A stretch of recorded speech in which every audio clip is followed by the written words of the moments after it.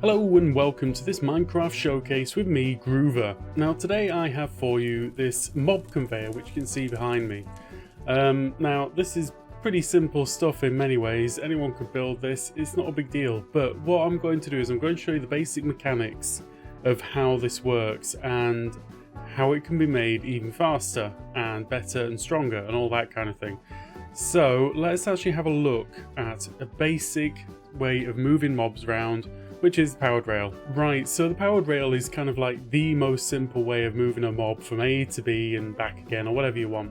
Now, we're going to just use the powered rail here to actually give us a speed test on the powered rail. So, as you can see, what I've got set up here is I've got an observer, I've got a piece of string in front of the observer so that when the mob passes through, it's going to push this redstone block across. The redstone block powers this repeating command block, which as you can see is going to give me a golden rail every single tick, okay? And it's not going to execute on the first tick. No, yeah, that's right. I don't want it to execute on the first tick, so I want it to be like 0, 1 rather than just go straight in 1. So anyway, maybe I've got that wrong. But anyway, as far as I understand it, game ticks from command blocks are 20 per second. So therefore, over 20 block distance, which this is what this is, I'll be able to work out pretty easily how fast this blaze is moving. I say pretty easily, let's just clear out the inventory. Right, there we go. Let's get you moving. Right, pretty slow. Pretty slow indeed. There we go, let's see if that actually works, because I was trying this yesterday and command block output would not turn off for some reason. So how many rails did I get given? I got given 46, oh my lord. So if I divide that into 20s, then that will give me a rough idea. So it's 2 seconds with a remainder of 6, which is not good. That's pretty slow. So it's taking 2 seconds per block, if that makes sense. 2 seconds per block. Now, we'll just do exactly the same test and we'll set it up on my mob conveyor, which is at the back there, which is a little bit different. You can see exactly what's going on here. This is basically a load of minecarts on activator rails, and they're all powered. So they're all going to eject whatever lands in them into the next spot. Now the next spot on this particular run happens to be right there, and then there, and then there, and so on and so forth. So you get the idea. And it basically takes apparently 1 tick, I say 1 tick, to move the mob into the next slot. So we've got the same setup here. It's going to give me golden rails. I don't have any golden rails on my inventory. Let's get one of these guys going. Zoom, zoom, zoom. Now we've got golden rails. 18 of them. Let's see, if we do the same thing, does it make a difference this? I don't even know.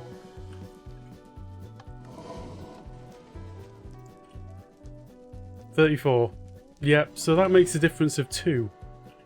So we've got a 34 and an 18. So what's happening here is this is moving mobs at approximately 1 block per tick. If I just clear these out and do one more run. There we go, 18. So the question is, how is this working? How do we make this work the way that we want it to? So if we come over here and just give ourselves a little bit of space, I'm going to place down an activator rail with a minecart on top of it. So what's going to happen is, as you can see, when the mob lands in it, it gets moved into the next one. Because it's a mob, it gets picked up straight away by the next cart, and so on and so forth. But these actually have a consistent order in which they activate. So if I jump into here, it's going to place me out on the -Z first. Boom. But then what happens if that block is filled? It's going to place me out on the +Z. Okay? And then doing this, you can kind of just get an idea for exactly where things are going. And it's very, very easy to test this. You can do this with just the absolute basics, which I've just used, and all that I'm doing is I'm blocking off the different directions to which we can make things happen. So if you've got a block in like that, you can choose what direction it's going to go in. Now the problem is, in the -Z direction, if mobs are moving in that direction, you can't really get them to come off in these directions that easily because, well, you can't get them to go that way. You can't get them to go positive Z. It's basically impossible unless, I mean, I can, no, I won't show you. You get the idea. Maybe I will show you. Why not? Hey. Right, so we're going to try and force the mobs in that direction. So if I do that and then that, that's what happens because it moves back one space, but then it sees that the space that it came from is empty and it jumps into there instead, which is a massive pain in the everything really. So you can't really push mobs uphill, as it were. You can't push them in a direction which the system is not going to allow. So you may be wondering what happens now that I've filled in all of those spaces. It starts over again, but at the next level up. So it will try the middle level first, and then it will try the next level up. And it'll do the same order as it did before, which is very simple. Just like that. Then what? Well, it doesn't like it when it gets to that point, but you can actually get it to push you downwards as well. Just like that. But it will always choose the upward direction first, even if that primary direction is available and downwards. It'll push upwards first. So it's easy to move mobs up, but it is not going to be easy to move them down. Okay, so that's some very, very simple information there. It's going to go negative Z, positive Z, negative X, positive, oh, positive X, negative Z, positive X, positive Z, negative X, negative Z, negative X, positive Z. This is like a tongue twister. Positive X, negative Z, negative X. Oh my lord, words. Anyway, you get the idea. There is an update order to how this works, and it is very easy to manipulate it to be whatever you like. So it's going to prioritize this direction. Now it can't go there, it's going to go there.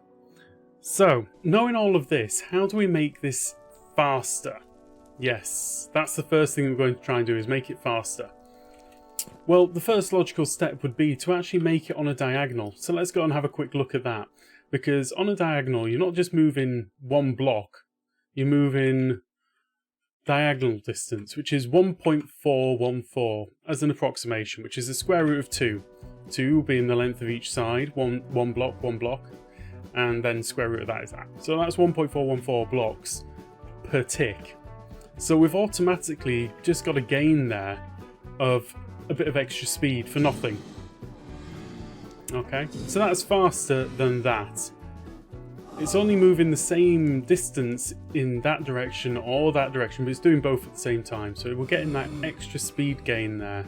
But wait, there's more. So knowing a thing or two like we now do, we know which way it's preferred to move for the mobs, and we know how to block the mobs from moving in that direction a little bit. So using these mechanics, we can actually create a mob filter. So mob filter, by what I mean by that is we've got the 2 high mobs going that way, and we've got the 3 high mobs going that way. You see what I'm saying here? You can sort out your mobs very, very easily, and depending on how you've got your directions set up, you could have your wither skeletons zipping off to a trident killer and your blaze going off to be despawned instantly. So that's the premise of this, is that you can despawn your blaze within a couple of seconds maximum, and you can actually get all of your wither skeletons in one place to be killed by the trident killer. So you only have one trident killer just doing the job that you want it to do. No point in wasting your time with the things that you don't want, like blaze, piglins, normal skeletons, all of that stuff. And I would imagine that by despawning these things, you're actually freeing up the cap a bit more quickly. But wait, there's more! Now, the more which we've got here is a very particular mechanic which I found, which is going to help us actually double the speed. Now, this is not going to work in every instance, and we'll talk about that towards the end of the video here, but the first thing is, you can kind of sometimes get away with this. I'm just saying. So instead of going 1 block per tick, you can get it up to 2 blocks per tick. So that's talking about 40 blocks per second. So on the back line here, we've got the normal kind of setup arranged. These are all a little bit off in skew, but it doesn't really matter because they still do the job.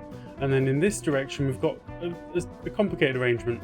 Now, the reason it's complicated is because I wanted to fit it in against an actual fortress.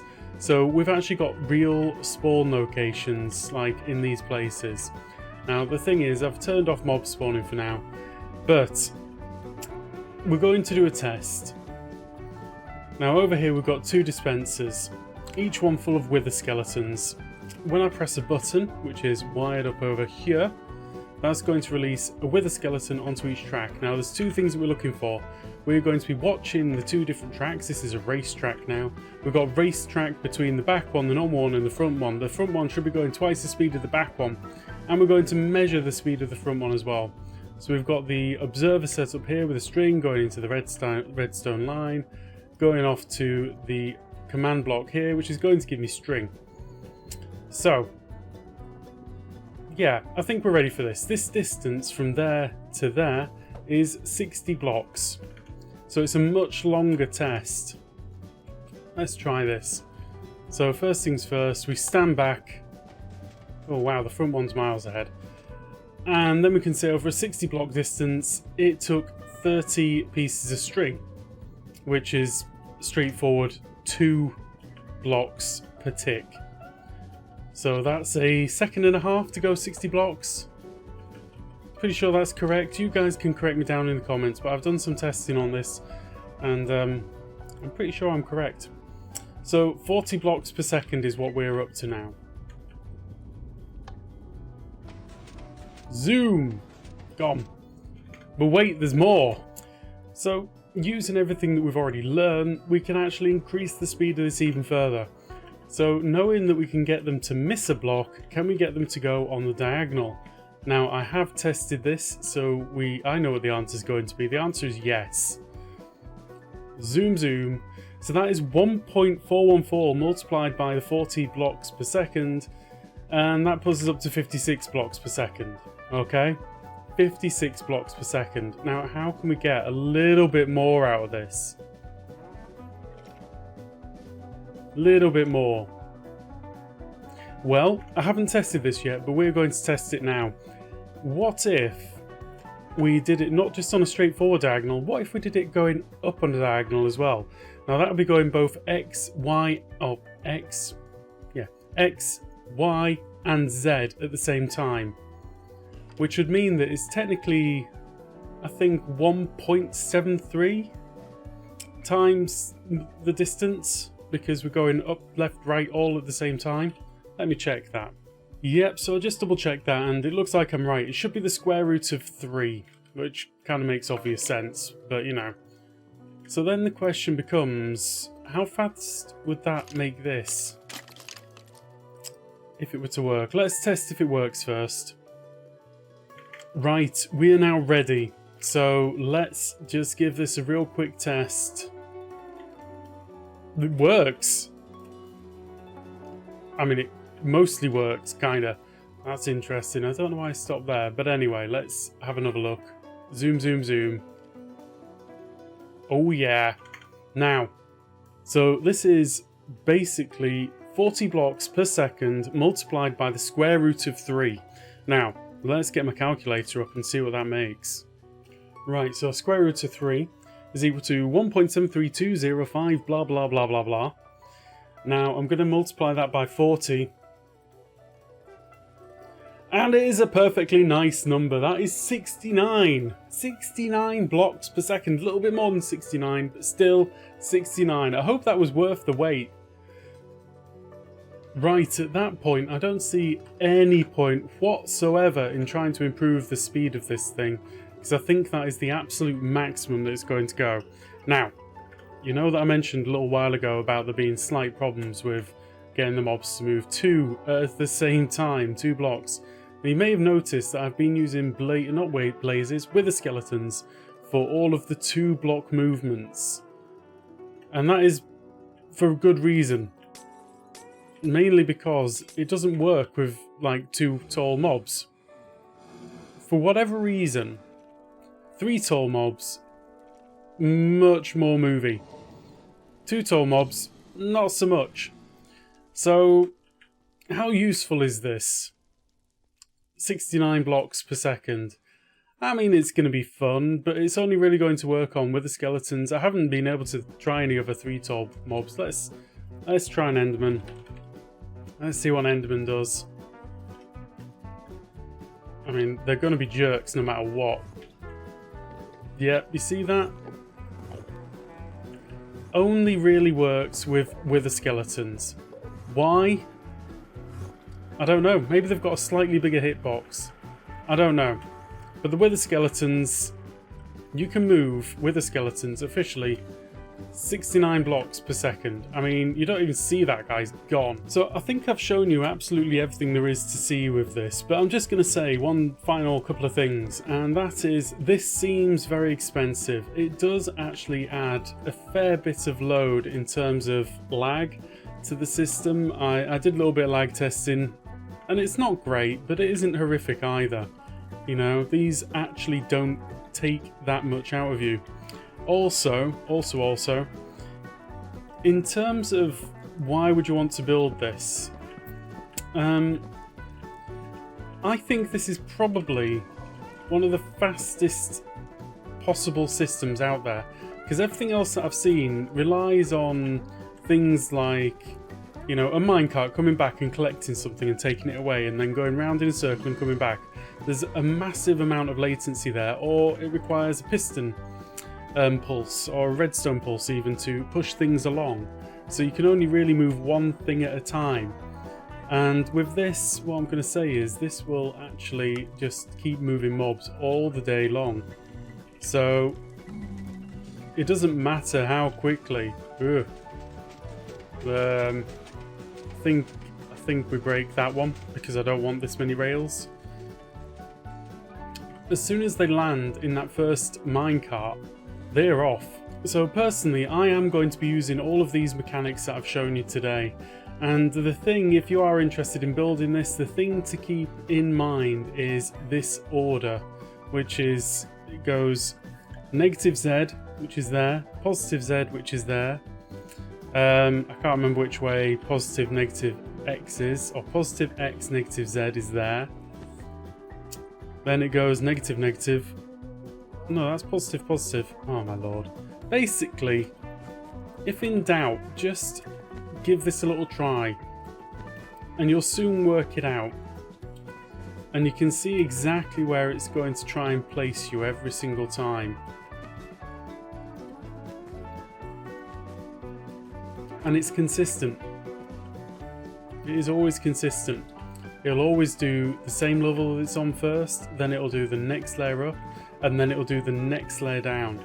And the order is always the same. So anyway guys, I hope you enjoyed that. If you did, please do drop me a like down below and drop me a subscribe. Thanks, bye!